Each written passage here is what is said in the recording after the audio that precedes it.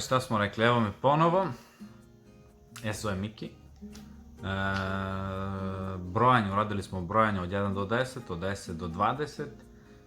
Objasňujem jako jednostavno tehniku brojanja. Ne bih rekao da je kao na engleskom, ali je slično.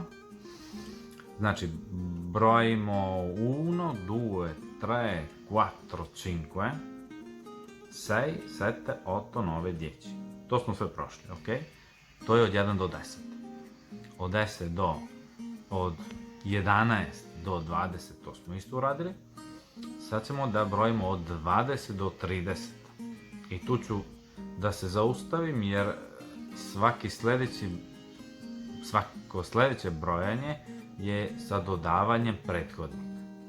Ovako, da bismo to razumeli na neki način, došli smo do broja 20, izgovara se 20, 20 je 20.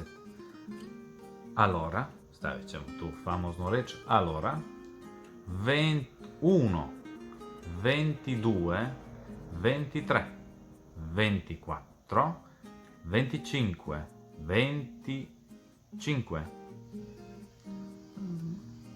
25, 25,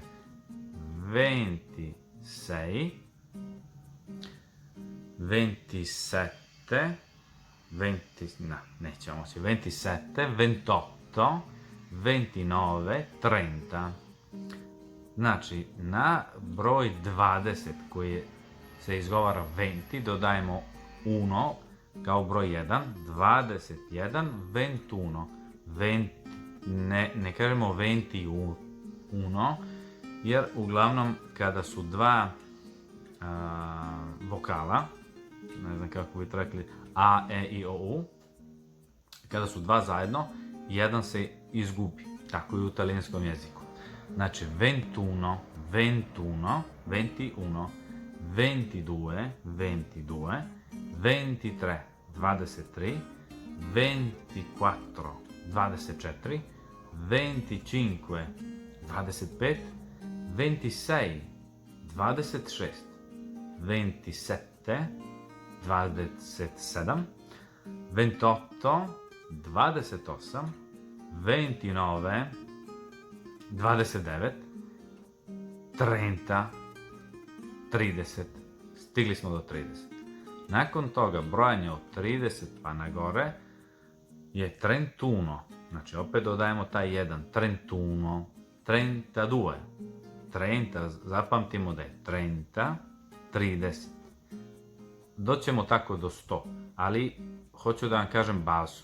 Znači, 31, ok, 31, 32, 32, 33, 33, 34, 34, 35, 35, 35, izvinite greška, 36, 36, 37, 37, 38, 38, 39, 39, 40, 40. Znači, brojili smo od 20 do 40, dobro, to će da bude u ovoj lekciji. Čujete neki put, vidite da ja imam problem u tom brojanju, jer u Italiji sam nekih 10 godina, prošao sam njihove kurseve sa tim sertifikatima, ali ono što ostane je da kad naučite dobro neki jezik, bilo koji da učite, na primjer, ne znam, neko super je dobar u engleskom, ili ruskom, ili francuskom, ne znam šta već, ko šta odluči da dodatno sebe obrazuje, jednostavno, nakon toga razmišljate non stop na tom jeziku. Znači, meni se to dešava ovde, naravno, kažu kada sanjate, to je jako neobično, kada sanjate, iako sanjate na tom jeziku koga učite, studirate i slično, to je prava stvar. Mislim, na dobrom ste putu. Takođe, kad brojite, na primjer, ja još uvek, neki put mi se desi kad brojim novac, to kažu da je isto prvi ključni stvar, kad brojite novac i ako brojite na tom jeziku koga učite, studirate, tu ste na pravom putu. Ja ne brojim nešto često novaca, jer uglavnom sve to ide preko nekih kartica i slično, sva ta plaćanja, ali kad treba da izbrojite neku sumu novca, jednostavno brojite ja brojim na italijanskom. Znači, pretpostavljam da će i vama to doći automatski, ali ovo su bazne stvari. Znači, već baš bazne stvari. Ništa, onda vidimo se sledećeg puta.